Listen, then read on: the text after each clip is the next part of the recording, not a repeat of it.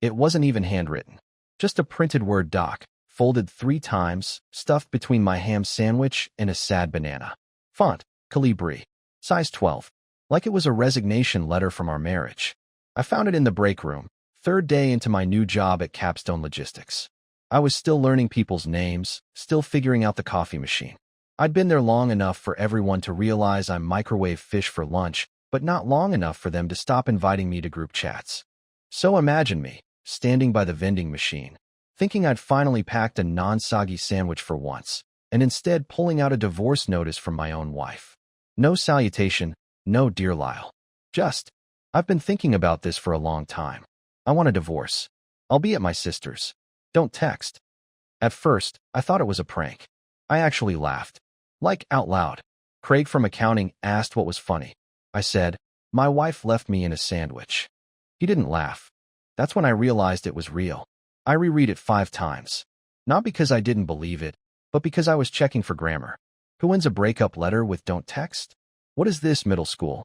I didn't go home right away. I stayed until the end of my shift, mainly because I needed the overtime, but also because I didn't want to walk into a house echoing with absence. I imagined she'd already taken her favorite mugs, her stupid throw pillows, and probably even the bathroom rug. She hated the feeling of cold tiles on her feet. But when I got home, everything was still there. Except her. Her phone charger was gone, and the wine was missing, and her second toothbrush. But everything else, still perfectly arranged. Like she'd paused her life and left me inside a museum version of it. I didn't cry. Not then. I stared at the wall, counted the bricks. 48 in view from the couch. One had a crack that looked like a sideways heart. I fixated on that one. You'd think I'd call her, beg for an explanation, ask if she was serious. But here's the twist. I didn't want her back. Not because I didn't love her. I did. In the tired, loyal, I know your sneeze pattern kind of way. But because this was the out I never knew I needed. She wanted to play cold? Fine. I could be colder. She wanted a clean exit? Too late. Because I already started setting up the trap months ago, before I even knew I'd need it. And now? Now I had nothing left to lose, and a whole lot to win. The night she left, I didn't rage. I didn't sob into her pillow or clutch the necklace she gave me for our 3rd anniversary, the one I was pretty sure she bought on clearance. No. I sat at the kitchen table and stared at the laminated placemats we bought during that trip to Vermont, the ones with illustrated maps of the state and little cartoon cows. She loved those. Said they made the house feel wholesome. I picked up my phone. But I didn't call her. I called the bank. 3 months earlier. Don't ask me why. I had this gut feeling. Maybe it was when she stopped letting me see the credit card statements. Or when I noticed a weird recurring transaction labeled Ether for $173.96. I Googled it. It wasn't yoga. It wasn't candles. It was a luxury boutique hotel in town, one we'd never been to together. I started screenshotting everything back then. Every joint transaction. Every odd Venmo charge. I even created a spreadsheet titled, In Case I'm Not Crazy. Turns out, I wasn't. So when I called the bank, I wasn't just being spiteful. I was being surgical. I froze our joint savings account, transferred my half of the checking, disabled the shared credit card, and made a note to contest every questionable charge from the last 60 days. I was calm, efficient, robotic even. Then I called a locksmith. I didn't change the locks out of anger. I changed them because the lease was in my name. The utilities were in my name. The Wi-Fi password changed. The Netflix profile with all her saved shows deleted. Not because I wanted to hurt her, but because I wasn't going to play the abandoned husband role while she danced around in silk robes at Ether. The next morning, I got up early. Earlier than I had in months. I made coffee, sat on the back porch in my ratty hoodie, and for the first time in what felt like a decade, I didn't feel like a side character in my own life. She didn't text. Of course not. She meant it. Don't text. That was her mic drop. Her walk-off. But she didn't expect silence in return. She didn't expect me to be okay with it. And that's what killed her ego before anything else. Because someone like her, someone who thrives on drama and control, needs a reaction. A meltdown. A moment of begging. But I gave her nothing. 2 days passed. Then 3. I kept going. I updated my resume. Started meal prepping. Mowed the lawn. Did things she always complained I never did, but not for her. For me. For the version of myself that I'd stuffed into a drawer when our relationship turned into a performance of pretend everything's fine. And then, on the fourth day, she showed up. Knocked like a stranger. Not the usual bang-bang dash, Lyle open up. Just a single, soft knock. I watched her from the peephole. She looked tired. Still pretty, in that curated way. But her hair was in a lazy bun, and her mascara was smudged. She had a reusable grocery bag on her shoulder, like she was just dropping by. I didn't answer the door. Instead, I slid my phone out and took a photo through the peephole. Then I went back to my sandwich. Because I knew something she didn't. That luxury boutique hotel, it charged guests automatically after 4 nights if they didn't extend at the desk in person. And guess whose name was on the account? Hers. Guess who left her wallet in our apartment? She didn't want me to text. Fine. But she was going to have to knock a hell of a lot louder if she wanted back into the world she'd walked out of. By the end of the week, my apartment didn't feel like a tomb anymore. It felt like a lab, some strange personal experiment in self-repair. I rearranged the furniture. I put the TV in the bedroom, even though she always said that was tacky. I started journaling, badly. My handwriting looked like a frightened squirrel had been holding the pen, but it helped. I wasn't okay, but I was moving, which, to me, was enough. I hadn't heard from her since that knock. No follow-up. No angry messages. She didn't even try calling our mutual friends to check in on me. It was like she'd vanished into her sister's guest room and refused to send word from the front lines. I'd be lying if I said I wasn't tempted to snoop. Check her socials, maybe text her brother to ask about their mom, and see if he'd spill. But I didn't. Because deep down, I already knew she wasn't with her sister. Not really. She was with him, and I didn't even know who he was. Until the knock. It was 8:34 p.m. on a Friday. I remember because I was halfway through an instant ramen dinner and rewatching old blooper reels from a show we used to love. My brain was soft, my guard down. When I heard the knock, I assumed it was a neighbor. Maybe that kid from 2B who always locked himself out. I opened the door without thinking. And there he was. The man from her phone wallpaper. I recognized him immediately. I'd only ever seen the picture once. She'd flashed her phone quickly during a work text months ago, and for a brief second, I caught a glimpse of the background. A beach. Sunset. 2 people in silhouette. One of them unmistakably her, the other a taller man with a crooked posture and a baseball cap turned backward. Now he stood in front of me. In real life. Wearing the same cap. Lyle? He asked, like we were old friends reconnecting at a barbecue. I didn't answer. My mouth was still full of undercooked noodles. I know this is weird, he continued, smiling a little too comfortably. I'm Wes. Wes. Of course he had a name like Wes. The kind of guy who plays adult kickball and drinks IPAs with names like Moose Hammer. I think you know who I am, he added. Mind if I come in? Yes, I minded. Every cell in my body was screaming. But my spine betrayed me and stepped aside, letting him into my kitchen like I was inviting a vampire to feast. He looked around casually, like he was appraising it, judging me. My fridge magnets. My secondhand couch. My lack of central air. She didn't tell me you were still here, he said. I didn't know what that meant, so I didn't respond. She said you were staying with your brother for a while. That the place was empty. I slowly put my ramen down. I see, I said, trying not to sound like I was unraveling. She just asked me to pick up a few things. She didn't think you'd be here. He held up a post-it note. Her handwriting. My name wasn't on it. Just, spare charger, sweater, gold ring. My stomach twisted. The ring. She wanted the ring? Anyway, he said, already walking toward the hallway like he knew the layout. I'll just grab that stuff and get out, I said. It came out quieter than I meant. More like a whimper. He didn't stop. Wes, I said again, firmer. I'm not going to ask twice. He turned, finally noticing the tension. His smile faded just enough to show the real person underneath. Not cruel, just entitled. Arrogant. He thought he'd won. Thought he could walk into the mess he helped create and collect the pieces like trophies. I'll tell her you were hostile, he said. Good, I replied, stepping closer. Tell her I was furious. He left without taking anything. I locked the door behind him. Double bolt. Then I went to the bathroom, opened the cabinet, and pulled out the shoebox I'd taped under the sink weeks ago. Inside was the folder. Passwords. Statements. Evidence. If she wanted a silent exit and a quiet victory, she'd chosen the wrong husband. She'd forgotten one thing. I never fight back with fists. I fight back with receipts. The thing about evidence is, it's boring until it's useful. That folder under the sink, it wasn't dramatic. It didn't have smoking guns, or wild photos, or steamy love notes. No, this wasn't a soap opera. It was an Excel sheet. Folder tabs.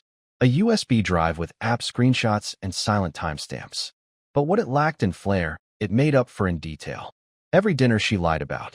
Every time she said, working late, and ended up 40 minutes away in a completely different zip code. The stupid part is, I didn't start collecting it to use against her.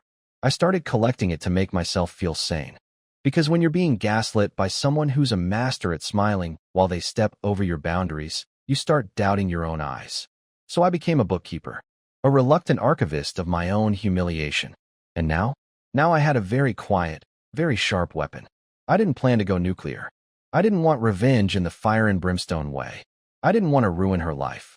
I just wanted her to stop pretending she was the hero of this story.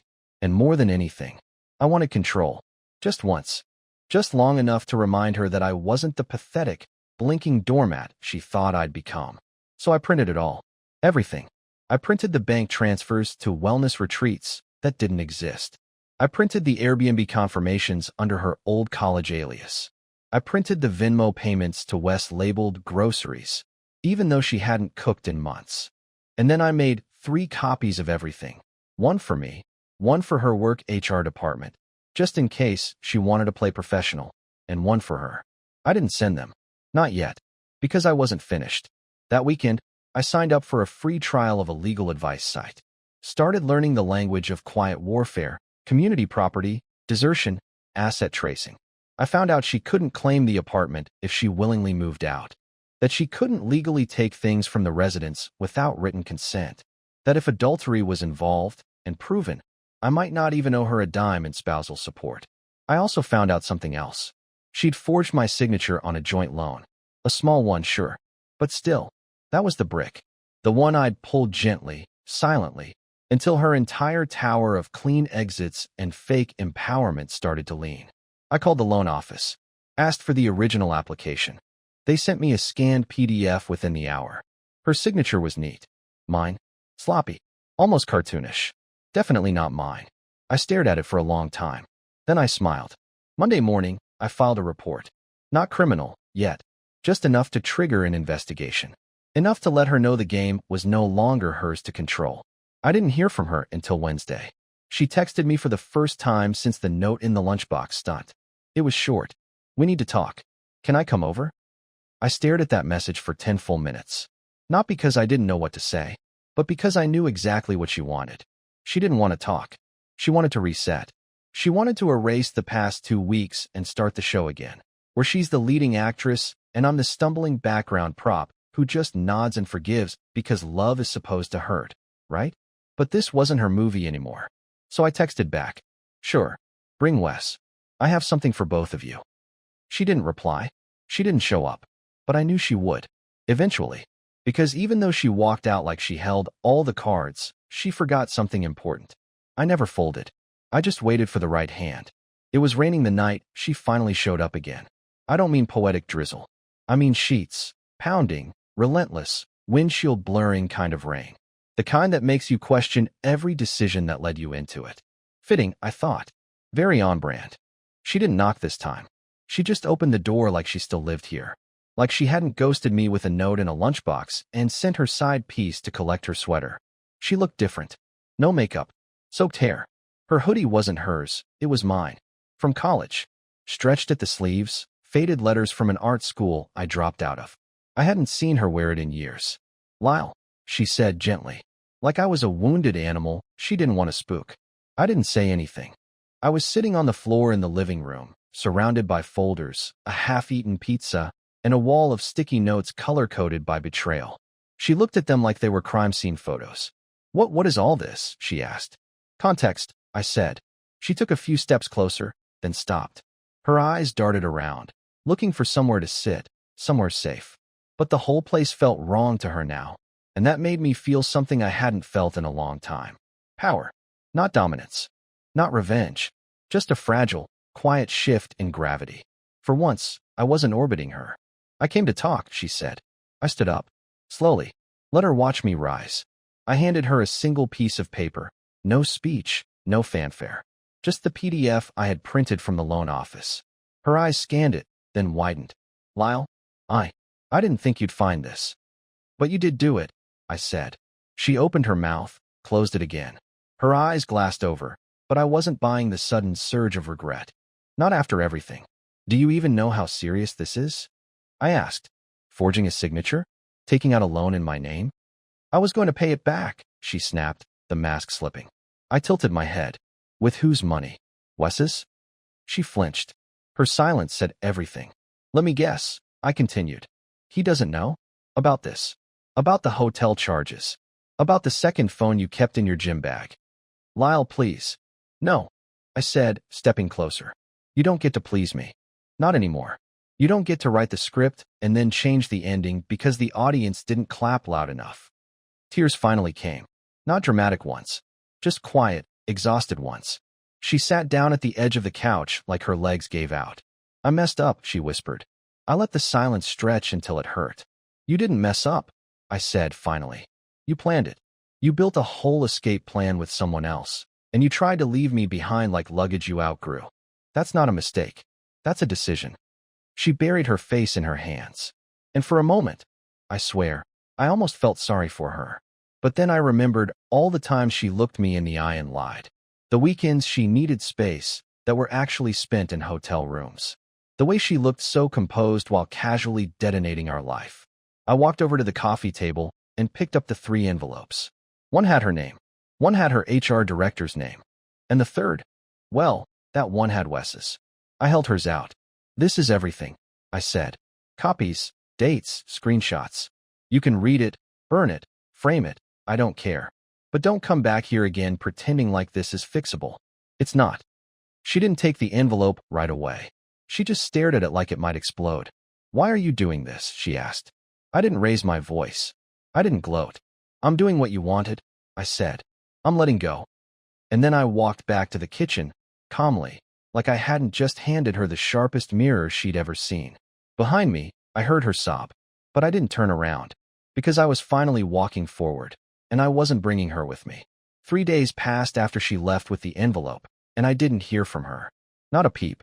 No texts, no emails, not even a passive-aggressive playlist sent on Spotify like she used to do when she was processing emotions. She disappeared again, but this time it felt different. Heavier. Like she was finally realizing this wasn't a story she could rewrite halfway through. I'd almost started to relax. Until Wes called me. It was a blocked number. I never answer those, but I did that day because I was waiting for a call back from a local paralegal. The moment I picked up, I heard static, then a deep breath. Lyle. I didn't say anything. It's Wes. Still, I didn't respond. He wasn't owed a single syllable more than necessary. Look, man, I know you hate me. I get it. But we need to talk. His voice wasn't smug this time. No fake calm, no false friendliness. It was strained, worn, like he hadn't slept in a few nights and was finally realizing the high ground wasn't his to stand on. She told me what you did, he said, like it was some kind of accusation. You didn't have to go that far. Now I spoke.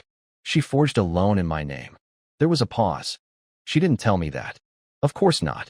I didn't know about the second phone, or the money, or the Airbnb crap. She made it sound like you were controlling, distant, that she was scared to leave. I laughed, quietly, not because it was funny, but because it was so textbook. She played you, I said. Same way she played me. Difference is, I have receipts. He let that sit for a moment. I could tell it landed. Maybe for the first time, he saw her clearly. Not as the quirky free spirit who wanted to escape a dull marriage, but as someone who burned bridges and expected the wind to carry her safely to the next one. I'm done with her, he said quietly. I just wanted you to know that. Why tell me? Because she showed up at my place last night, crying, saying she had nowhere to go. She said you ruined her reputation. I didn't even let her in. I told her to leave. I stared at the wall. My old Vermont placemat was still pinned above my desk, half nostalgia, half war trophy. I wondered if she was sitting in her car somewhere right now, watching the rain again, wondering how everything flipped so fast. She said she lost everything, Wes added. That she didn't think you'd fight back. That's the thing about people like her, I said. They mistake silence for weakness. Another pause. I just thought you should know. I'm not part of this anymore. I blocked her. I'm out. Congratulations, I said dryly. You're only 6 months and one destroyed marriage behind. He didn't argue.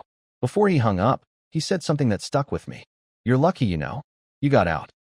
I didn't correct him, because technically, she left. But he was right. I was lucky, because she thought she was the storm, and she never realized I was the one standing quietly with the blueprint to the dam.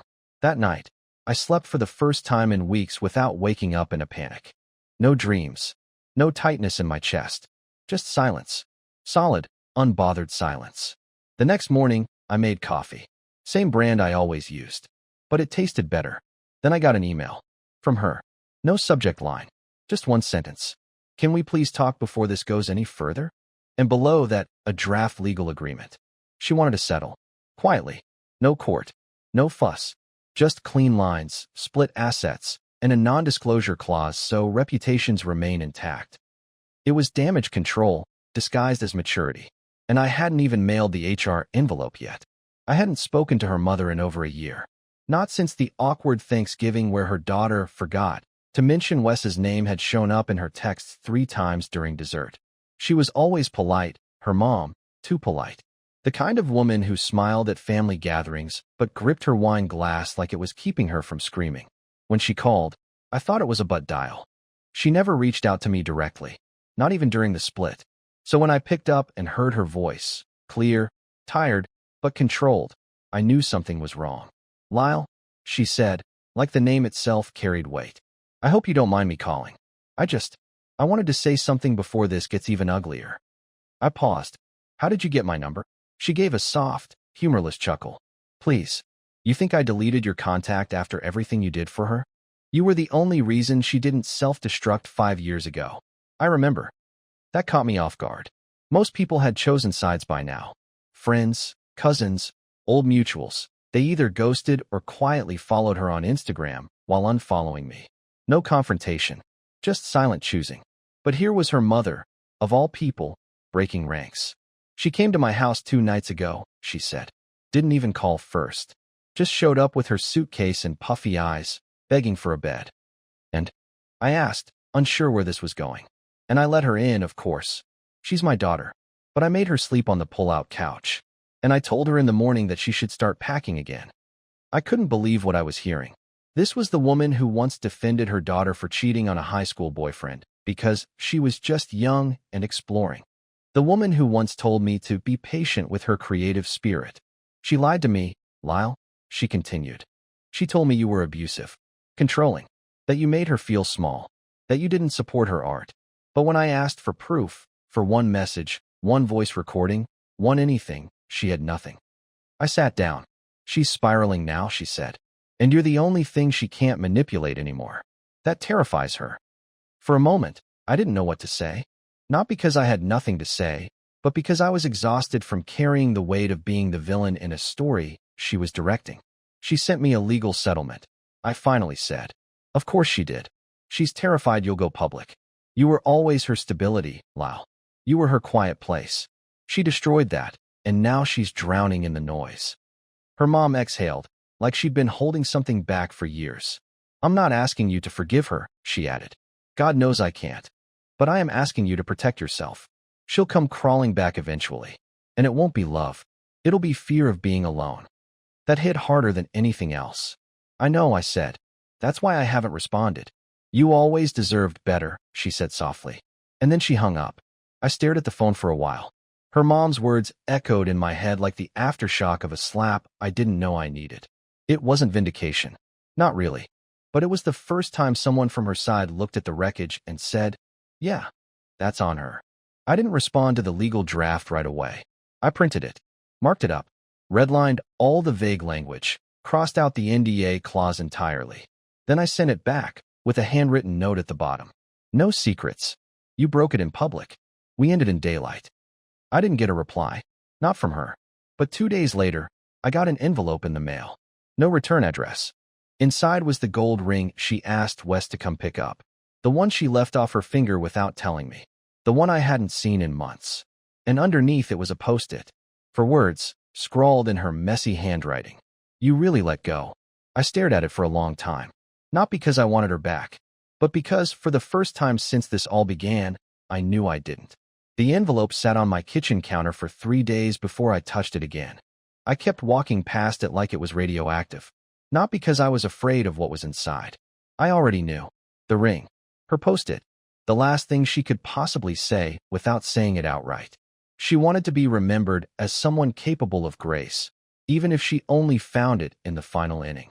But grace doesn't erase a battlefield. I didn't throw the ring away. I didn't burn the note or post it on Reddit for clout. I did something simpler. I slipped it into the back of the drawer with the old batteries and the expired takeout menus. Not as a memento, but as a file closed. A page folded at the corner, never to be reread. A week passed. Then another. My life slowly resumed its shape. Not the old one, but something new. Sharper. More intentional. I repainted the living room. Donated all the throw pillows she bought during her boho phase. Got rid of the yoga mat that neither of us ever used. I bought real plants this time, not the plastic ones. I watered them on Sundays instead of Wednesdays. I don't know why. It just felt better. One afternoon, while I was reshelving books in a thrift store, I ran into Nora. I hadn't seen her in years. She used to be part of our friend circle, back when it was still ours. She was quiet, sharp-witted, always observant. I'd heard she'd moved to Portland, but there she was, right between the biographies and the cookbooks, holding a copy of How to Make Peace with Your Past like the universe was trying to wink at me. Lyle, she said, surprised. Wow, you look different. I shaved, I replied, smiling. And I sleep now. She laughed. It wasn't polite or restrained. It was full, real. The kind of laugh I hadn't heard in months. Maybe years. We got coffee that day, just as old friends. We didn't talk about her. Not really. Just the aftermath. The kind you mention in passing, like a storm you lived through and now use to measure other days. We've met up a few times since then. Slowly. Casually. No expectations. No timelines. Just two people rebuilding their own timelines. I never did send the HR envelope. Or the one to Wes. I didn't need to. They both imploded on their own. No push from me. Just gravity and guilt and the quiet erosion of trust they thought no one saw. It was better that way. Cleaner. Let the wreckage fall where it wanted. I wasn't going to sort it anymore. One morning, I sat down and made a list. It wasn't long. Cook something that takes more than 10 minutes. Call Dad back. Go hiking again. Laugh with someone who doesn't make me feel small. Stop apologizing when I'm not the one who broke it. I hung it on the fridge, not as a checklist, but as a promise. Because after everything, after the lies and the silences and the post-it notes that replaced real conversations, I finally understood something she never did. Walking away isn't weakness. It's knowing where the door is and choosing not to wait behind it anymore. And for the first time in what felt like my whole damn life, I was already gone.